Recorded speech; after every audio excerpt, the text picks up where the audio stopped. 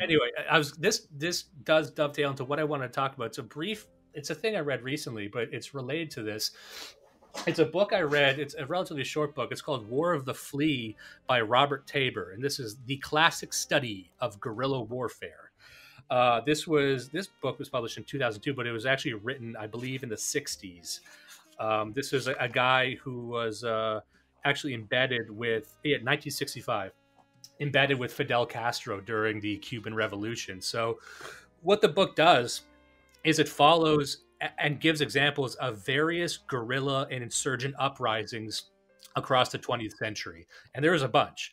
The vast majority of them were ostensibly communist in name, Marxist or outreaches of Bolshevik revolutions. But I'll get into that a little bit. But they talk about Vietnam, they talk about China, Mao Zedong, they talk about Algeria, they talk about Cuba, obviously, and they mentioned the Troubles in Ireland, and there's a bunch of, and there's a couple others. They mentioned one that happened in the Philippines because they give examples of the ones that worked and ones that didn't work, and why, and what actually is guerrilla warfare, what is political revolution, and how does it work? Because a lot of these were successful. And a lot of these were successful against America specifically. And again, this was written in 1965, but you could look at a lot of people will be initiated in this from just living through the Iraq War and the Afghanistan War. Like you will be familiar with what an insurgent is, or you kind of know what it is. You know what, they call it broadly terrorism. Like there's all these terrorists in Afghanistan. Well, what it is, it's guerrilla warfare. And they're using the exact same tactics in the exact same way to a T that the Viet Cong did, that Mao Zedong did, that every single fucking guerrilla uprising in history did it almost the exact same way. And I'll get into why that's kind of interesting, because you see those same tactics and methodologies being used in the US by Antifa. And that book, Days of Rage, that I always like to talk about the Weather Underground, about the Black Liberation Front, the Black Panthers and stuff in the 60s and whatnot, in that book, they mentioned very specifically, now leftists, they don't really care much about reading history. It has no use to them. But what they will openly say is they love learning about Mao, Chairman Mao, and his military writings, the military writings of Che Guevara, the military writings of Fidel Castro, and the military writings of Ho Chi Minh, who ran the Viet Cong. So they published these things on guerrilla warfare to the point where they would actively recruit mainly Black people from prisons, and they would work there and volunteer and pass these books along. So really, if you want to be a leftist, a leftist revolutionary, people like us, we read all these fucking weird books and go to the fringes and try and build a model of humanity, and they don't really have a need for that philosophy. They only really need to read 5 books to get the gist of what they need to do to take down the system. They'll read Chairman Mao, then they'll read the fucking autobiography of Marcus Garvey or Malcolm X or something. But a lot of this is just guerrilla tactics in urban settings. And also, he makes a point later on that none of this is new. A lot of this, and Mao did this especially, he was a great a student of Sun Tzu, The Art of War. A lot of this stuff is found in The Art of War. But it's adapted to a modern way, and it's really fleshed out and more tactically, maybe less philosophically. But yeah, so this is not a new idea. What is new is how Western governments and Western entities had to adapt to it in a way that this is why they kept losing, and we'll explain that in a second. So I'll just a couple points. If you want to jump in, just let me know. Just a brief overview. Like the purpose of the insurgent or guerrilla is never to actually destroy the oppressor one-on-one. So the oppressor, that could be what they would call an imperialist force. And in America, they might call that the cops, the government, whatever. There's us and there's them, but you can never win militarily. But what they want to do is militate the population. An armed conflict against an actual oppressor is secondary. That's right. Part of propaganda. And what's interesting is this revolution is always internal. It's almost never due to outside actors. And I think there's a modern twist we can do to this, where back in the day, you might have the communists kind of funding stuff. But I think in modern day, in 2020, the funding of various revolutions. There's so much of it going on and so much intertwined money. It's almost impossible to untangle it, you know? So if there are outside actors, there have to be covert. But what you learn about these sorts of conflicts is it's 100% about optics and global image. And like insurgency itself, it's not actually about any sort of military tactic. Whereas, you know, the American military, all they have is military tactics. They got the tanks, they got the guns, they got all these rules of engagement and all these tactics. And what the insurgency does is it finds a way to just completely move around that. And like one of the quotes from Mao, this is the story of the war in Iraq, where it's like, this is why they love urban centers, because the insurgent or the guerrilla, quote, can swim through the population like a fish through the sea. And this is what the Bolsheviks did. This is what they're doing. That's what Antifa does. You know, you can't, they're trying to bait you to punish the entire population, which makes them look better, right? Yeah. But he said it's not about tactics. It's never about tactics. And he said, the quote from the book was, "You're not a red Indian warrior just because you collect scalps." I think that's a good way to look at it. It's like, just because you do roadside bombings doesn't automatically make you an insurgent or guerrilla. It's other kind of spirit and soul and propaganda machine. So like anytime you see a thing happening doesn't mean it's that type of thing. Anyway, so the technique that they use is small actions not only inspire support but prevent the regime from making political capital on something so relatively small. This is Antifa. So consider this. So you might say, oh, Antifa, they're doing these really small scale, insignificant things, but that's by design. And that was by design in Vietnam too, because from the outside, you're saying, oh, it's just these little bands of people. And the key for the guerrilla is harassment. You're harassing. You're not actually engaging, trying to defeat them. You're trying to move, harass them, get them mad. And so everything you do looks insignificant, and everything they do as a response will seem disproportional, which makes them look bad. Now, and reading that, I keep thinking back to the Black Lives Matter riots and how interesting it was how the cops they stood down, and a lot of people are up in arms like, why aren't they cracking down? Well, this is the reason, I think, why, because again, this isn't new knowledge. I bet there's a ton of people who know this, but it's like anything we do will make us look bad. It'll look disproportionate. This is why Antifa, it's like, oh, we're just throwing milkshakes at you. Oh, we're just peeing in bottles and spraying you with pee. Oh, you're hitting me. All I did was this, but that's by design. They're trying to bait you. So to do anything, and that's why that's why they're so like gay and feminine, because only homosexuals and women can come up with this like frivolous, like, I'm going to throw sparkles at you. It's like, okay, like if you throw sparkles at me, I want to beat you to a pulp, but I can't. And think of how hard it is now, because he's talking about back in the 60s where, you know, exposure of this stuff was very, very limited. But now with cameras everywhere, you can't move. And they know that. So they're counting on the paralysis. But it's interesting because you can tell in the media itself was trying to be like, oh, any second now, the troops are going to move in. Wait for it. It's going to be martial law. And it never happened. And they were kind of upset at that. You know, that's interesting thing to yeah. That would have vindicated them. That would have given them a huge amount of power if they actually, like, they were trying for the longest time to say that Trump had sent like black bloc CIA agents into Seattle. He was abducting people in the night. And it turned out that wasn't true. But they wanted that. They really wanted that to be true, because that would have given them this enormous power. Yeah. And here's an interesting point to make. So traditionally, the guerrilla warfare, Fidel Castro, for example, here's an interesting point. That something that I always tell people about revolutions is that, you know, oh, there's not that many people. This isn't a big deal. You know, it's not like they're a significant part of the population.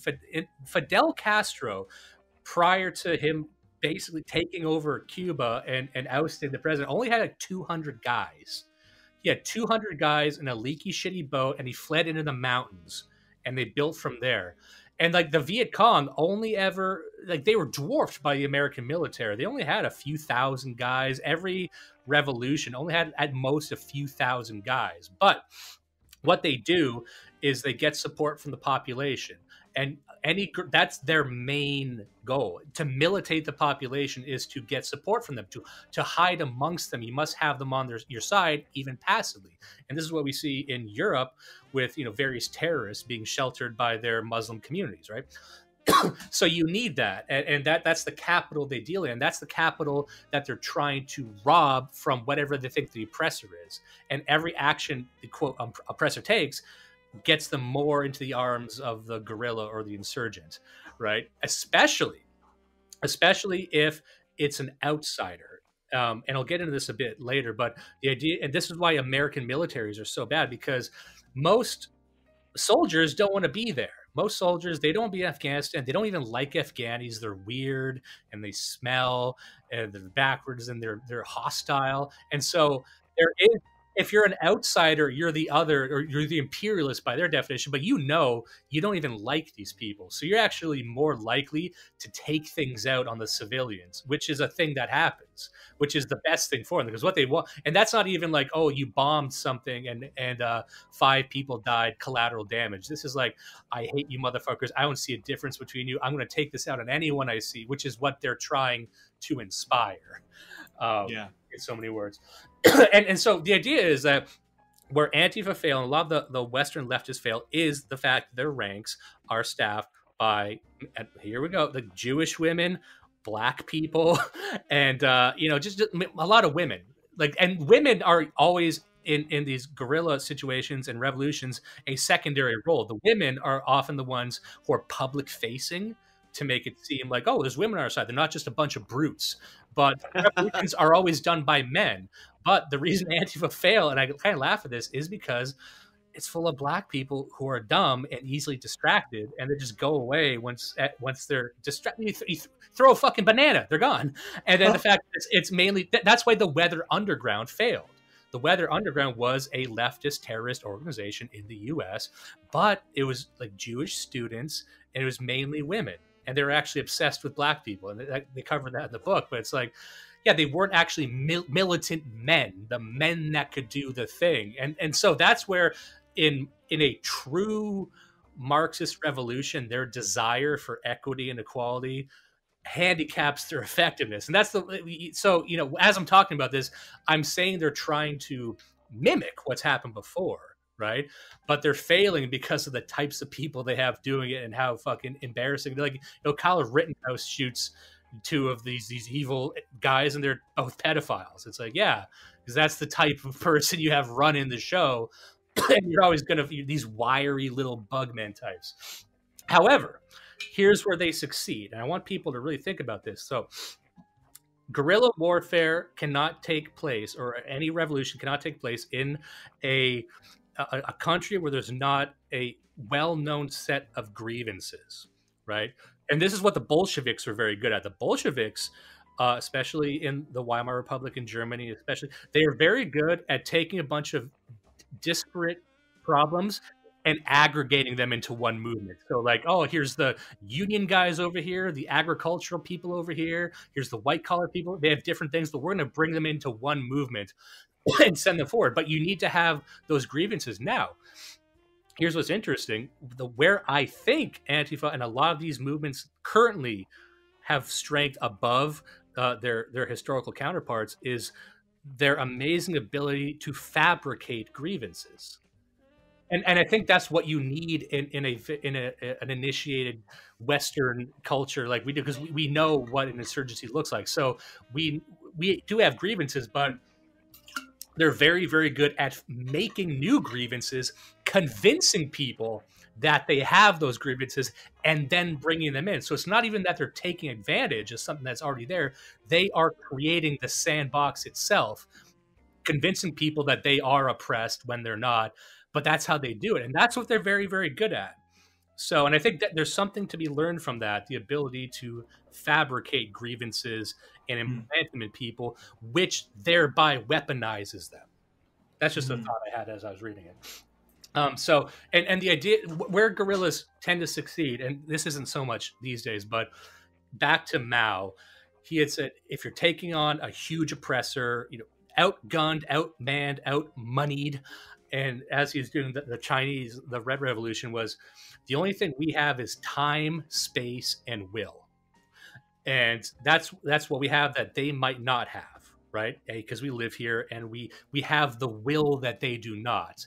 And so the idea of being able to make these militants more self-sacrificial and sort of suffering with a smile. That's their value. And with those three things, he had coined this sort of way of doing it. Like he would sacrifice land, that he would sacrifice territory if the encroaching enemy was too strong.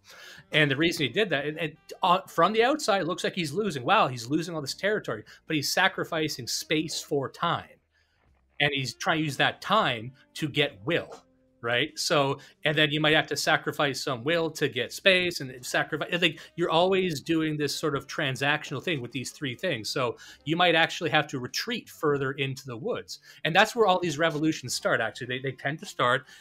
They tend to like in the mountains, in the woods, where all the tanks can't go, the planes can't see you, and then they kind of move in. And the idea is to spread the enemy so thin that then their numbers don't matter. Yeah. But so the idea is you're always going to have that hub, and you can sacrifice on the surface certain types of land and territory. But as you sacrifice, like look at the an example would be the Chaz, the CHOP, all these autonomous zones they're setting up. You know, they're shit testing the system. They set up this territory to inspire people to show it's possible. Now they will sacrifice that territory at some point, but they gained some sort of will in the meantime, you know. And it's, you know, they're hoping that these things just dissolve on their own. They usually do. What they're trying to get is like the stormtroopers to come in shooting their guns, which I'll actually give the government credit. I think they know the optics game they're playing.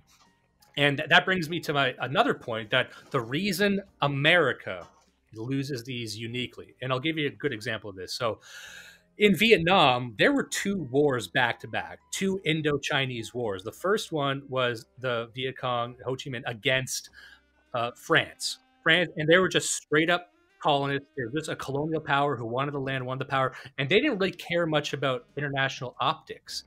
They failed militarily because they thought they used what they call an oil slick method. They're trying to drive them out of the forest. So they're just going grid by grid and trying to, and they were just exhausted. They just spent too much money, wasn't worth it, whatever. Now, where America comes in, and America came in like right after the French left pretty much, and that was the Vietnam War. And what they realized was all that matters against an international power is optics, is the image. And it's to embarrass them. So the one thing America cannot be is embarrassed.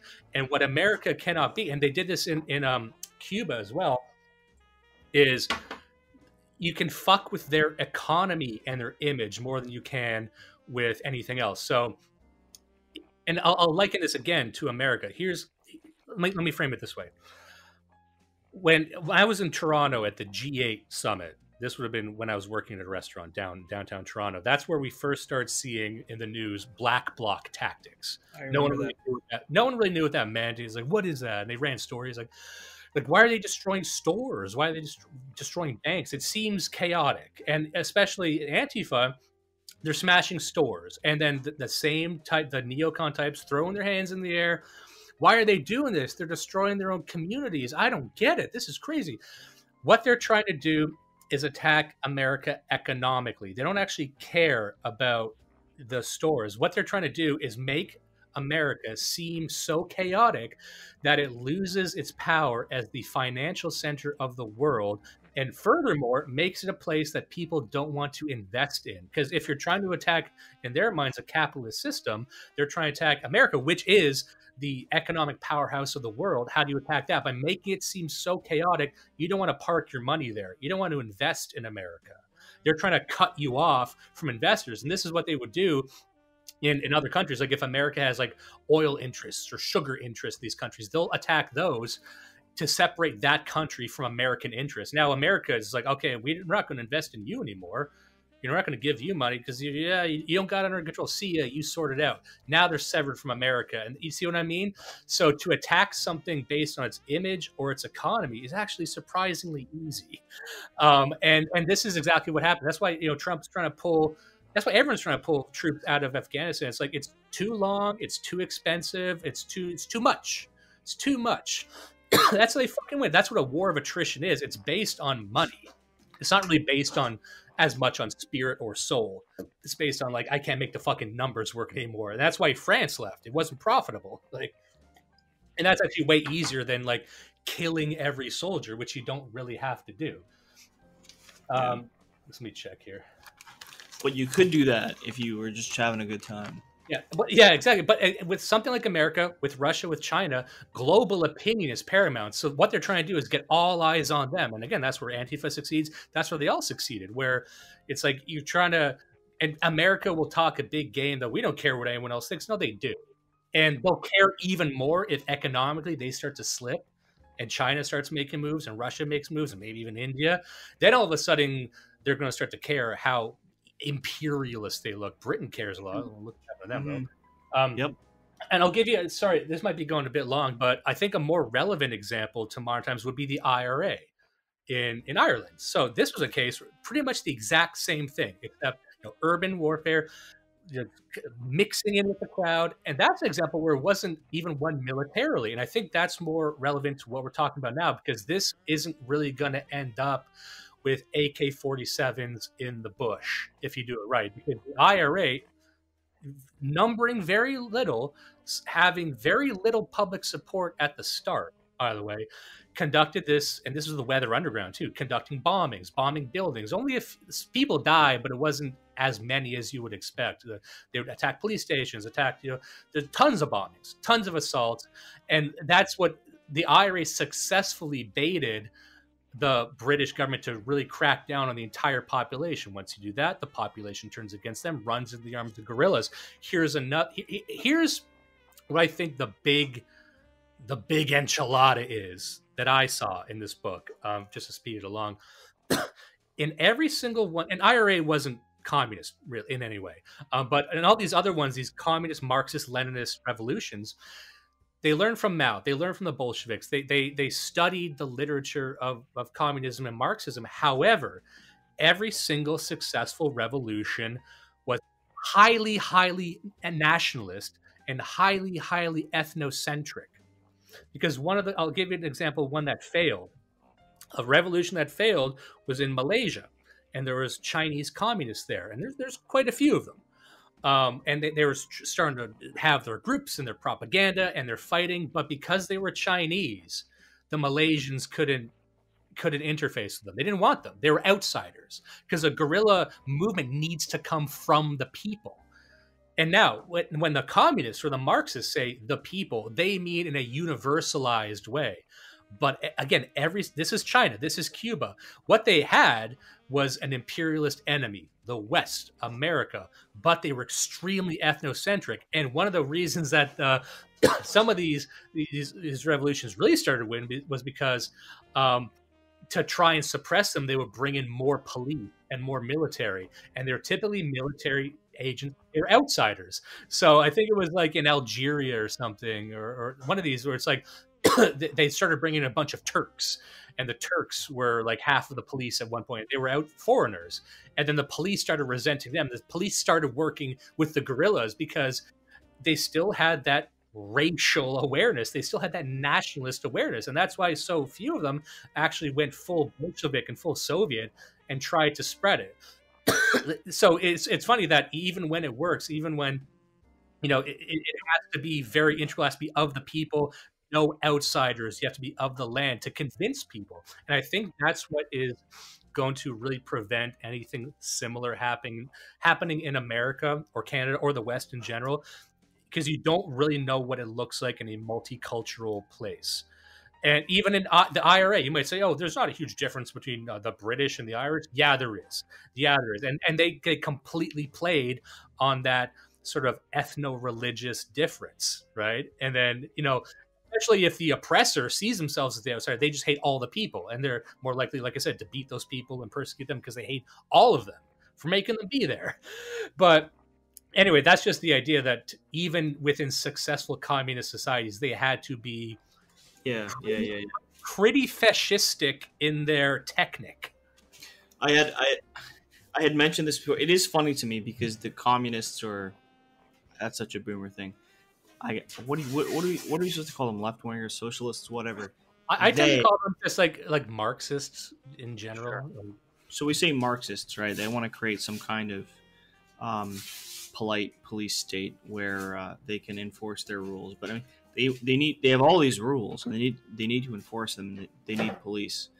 So, in my experience, because I live in Hong Kong, and since the national security law was implemented in July, you now can be arrested for example, singing the national anthem is a crime punishable by about 10 years prison sentence.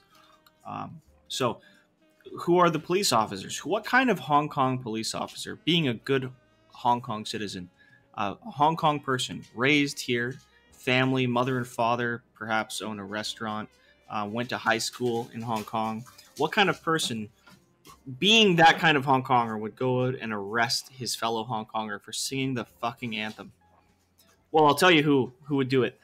Somebody who's not a Hong Konger, but is actually from Sichuan, or is from Guangdong, or is from Shanghai, or from any other province that doesn't even speak our fucking language, doesn't speak English, doesn't speak Cantonese, speaks Mandarin, speaks some other foreign language, through which he can be administrated by the police force, which is now owned by the central government. And this is a tool, and it's interesting.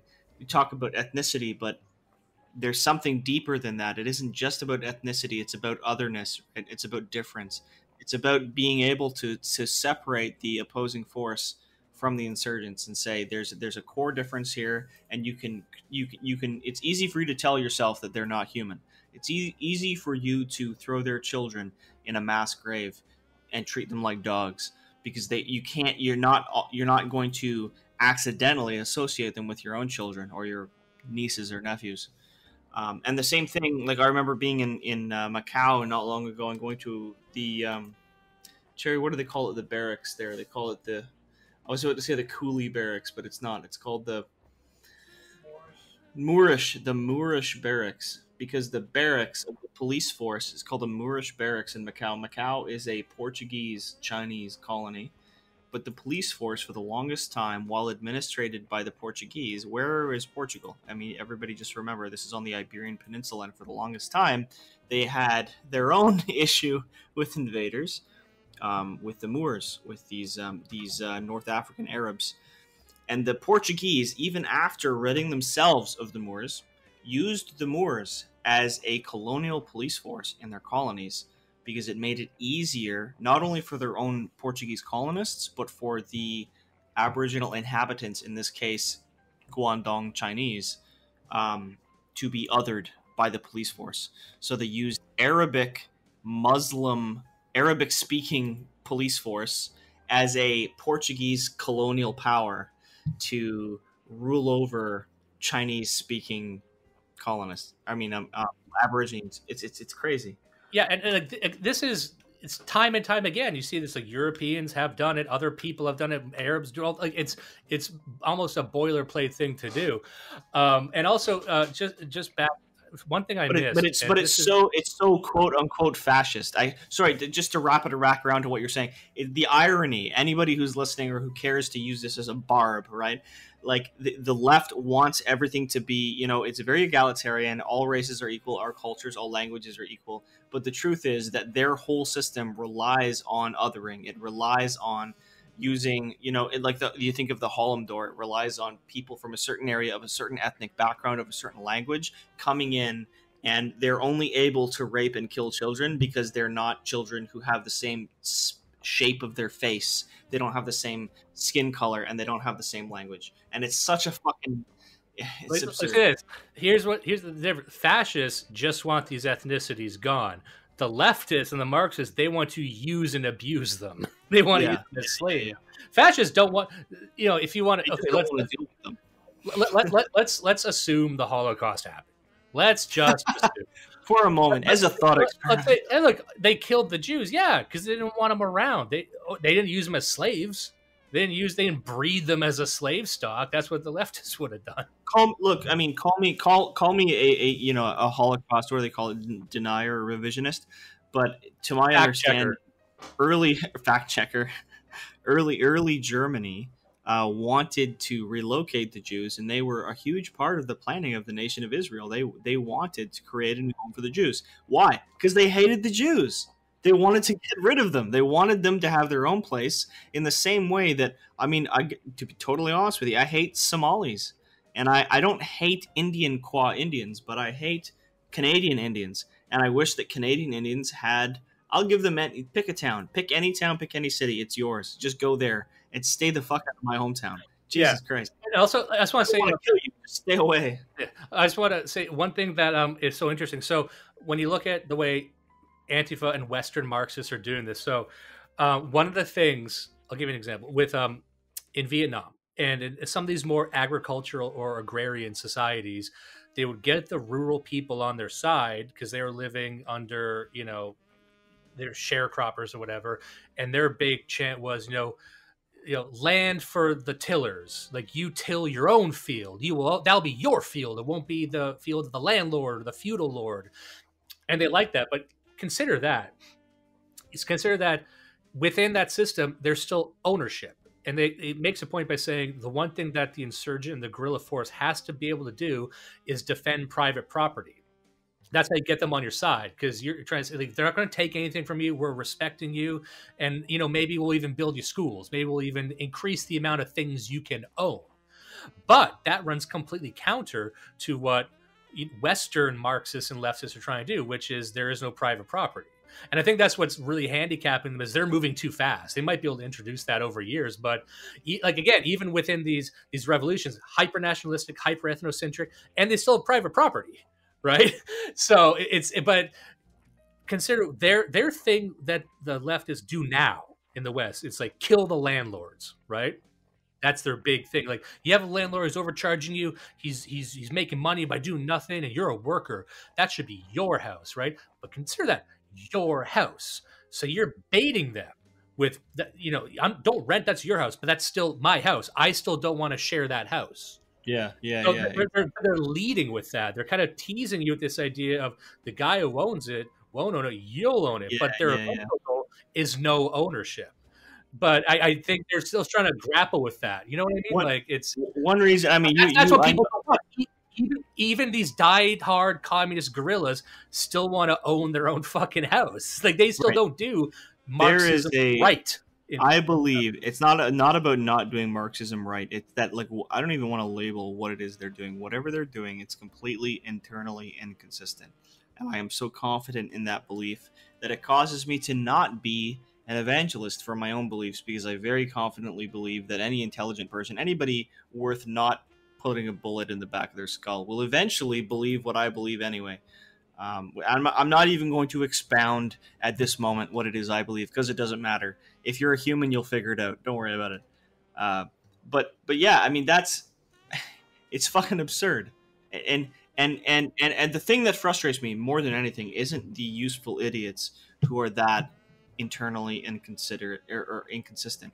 It's that the people, we'll say, who are using this as a tool, they know what they're doing. They know that it's inconsistent. At least I believe they do. And this is the whole, when we talk about Alinskyite, or we talk about Alinsky was one of these people. I think Alinsky wasn't a real liberal. He wasn't a socialist. I think Alinsky was just power hungry. I think Alinsky figured out a way to pull the levers of human society, to poke at human brains, and found a way that he could manipulate people into acting. Yeah, honestly, there's no difference between what was that book called, Rules for Radicals, or any of the several marketing and advertising books that I've got. The rules apply. It's about technology. It's about making people believe things, and it is just tactics. Like, those are just tactics. And I think that's where it's almost apolitical. Yeah, that's what we're trying to do on the left and the right now, and I think the right's doing a better job of it. But that's why it seems so chaotic, is they're trying to figure out what the actual soul of the movement is and what are we actually doing. Because we have tactics. We all know how to get from point A to point B, how to maneuver and how to exist, but it's like, what do we actually want? And I think that, like the thing I just described, I think they know how to get from point A to point B, but what they want to do is get to point B. And I don't think they know what to do once they eat the landlords and give the property back to the people, how they transition to, okay, by the way, you don't own that anymore, and we're all on the same way, and we're going to normalize it. Like, I think that across cultures and across time has proven so hateful to people. Like, they don't want to do that. They'll stop you there. They like getting the thing, but they don't like sharing the thing, So here's one last thing before we go. The book ends and it gives an example of another one revolution that failed, and this was in the Philippines. And this was, again, communists were coming in from the mountains, taking over some areas, some rural villages, and the president at the time, who might have been friendly to America, because the Philippines is very, very America focused. But Yeah. the idea was, it's like what they wanted was, we want this and that, we want more freedom for this. What the government did was basically do what the guerrillas wanted, but did it themselves. So the way you defeat a guerrilla force is by cutting them off from the people, either ideologically or physically, or there's a lot of ways to do it, but mostly ideologically and spiritually. You need to make it seem that the people don't care about them or turn against them. So the way they did it was they basically gave in. But they're like, so, and then it got people like, oh, we'll give you the land for free. And the girls like, bah. But I don't think that to me is just negotiating with terrorists. And if there are some things that maybe a terrorist wants that are eventually good. Like maybe a broken clock is right twice a day. Don't just don't love smoking because Hitler hated smoking or whatever. You know what I mean? But the idea is, I'm using this as a prescriptive thing for mainly people on our side, but I would also look at, this is what's happening to the left right now, where they know they can't squash an uprising or revolution. So what they're going to do is reroute it into something that they can control. And they'll do that by kind of giving them what they want to anesthetize them. And this hasn't happened they're doing the opposite to us. They're trying to stamp us the fuck out in whatever way they can, up into using the police. But for the left, they're doing the opposite tactic, where they're granting them symbolic victories, and they're like, yeah, and that's the corporate wokeness that we're seeing. That's so ultimately they're not going to get what they want, which is a revolution. It's this sort of surface level corporate revolution, but it's just enough to kind of, like kind of tamp them down. But for us, I would be wary, because I think we have better goals and smarter goals. So I would be wary. Let's envision a future where we start getting what we want. Pay close attention to how they're granting it. And by they, I mean the government, the cops, the European Union, the UN, whatever force. Look at the forces trying to suppress us now, the platforms, the everything. Now, there may come a day when they start doing what we want, due to pressure, due to persuasion, whatever it might be. Pay close attention. Is this a negotiation that we're winning, or are we being rerouted into something where we're anesthetized and kind of covertly suppressed? And are we winning, or do they just kind of slip an IV into us and they're just giving us painkillers? So we're not at that place yet, not anywhere close to it, but pay attention if you start winning, how you're winning, and keep in mind what the actual goal is. And so it's not just these frivolous symbols. To me, this goes without saying, but in light of recent events, I feel like it bears repeating. If you're trying to watch this, you're trying to keep your finger on the pulse. This doesn't have anything to do with the election, with the Supreme Court, probably even with your state or with your province. It has to do very specifically with your local sheriff, with your reeve, your municipality, your mayor. It has to do with that. That's where you have an effect. Don't be so gullible and so self-centered to think that you are acting on a global stage. The global stage exists and it's affecting you, but you are not affecting it. You are a pawn, you are an ant. But that doesn't mean you don't matter. You do matter. You matter to your family, you matter to your neighbors and your coworkers.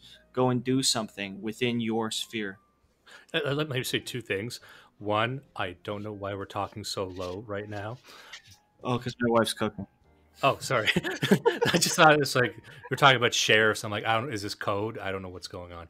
But again, back to the guerrilla thing. Just end on this: the global stage is used as a weapon.